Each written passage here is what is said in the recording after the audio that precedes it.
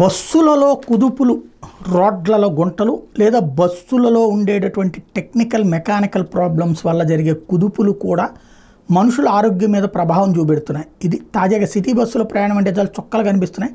Traffic చక్రబంధంలో అడుగడుగున driver బ్రేక్లు వేస్తుంటారు. సగటున కిలోమీటర్కి ఒకటి చెప్పున ఉండే బస్ స్టాపుల్లో బస్సు ఆగి ముందుకు కదులుతుంటుంది. ఇవన్నీ నిత్యం మామూలు అనుకుని అంతా ప్రయాణిస్తుంటారు. కానీ అలా అనుక్షణం కుదుపులతో సాగే ప్రయాణం దీర్ఘకాలంలో వెన్ను సమస్యలకు, కండరాల బలహీనత కారణమవుతుందట.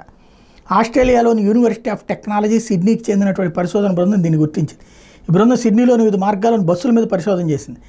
యాక్సిలెరోమీటర్, గైరోస్కోప్ సెన్సర్లను ఉపయోగించి సిటీ బస్సుల సీట్ల కుదుపులు వైబ్రేషన్ అంచనా వేసింది. బస్సు బ్రేక్ వేసినప్పుడు ప్రయాణికుల సీట్లో కొంత ముందుకు తూలి మళ్ళీ వెనక్కి వస్తారు. డ్రైవర్లు ఒక్కసారిగా యాక్సిలేటర్ తొక్కినప్పుడు బస్సు జర్కుతో ముందుకు కదులుతుంది. ఇట్లా అప్పుడు కూడా ప్రయాణికులు వేగంగా వెనక్కి ముందుకు ఇట్ట కదులుతుంటారు. మలుపుల దగ్గర పక్క కొరిగితే ఇట్లాగా, స్పీడ్ బ్రేకర్స్ ఉన్న చోట్ల ఇట్లాగా ఎగిరి పడుతుంటారు. ఇలాంటి కుదుపుల వల్ల ప్రయాణికుల్లో కండరాల లోపాలు తలెత్తడంతో పాటు వెన్నెముక, మెడ, భుజాలకు సంబంధించిన ఆరోగ్య సమస్యలు వచ్చే ప్రమాదం ఉందన్నది పరిశోధన బృందం తేల్చింది. మన సిటీ బస్సులైనా, పల్లె వెలుగు బస్సులైనా అంతే ఉంటాయి.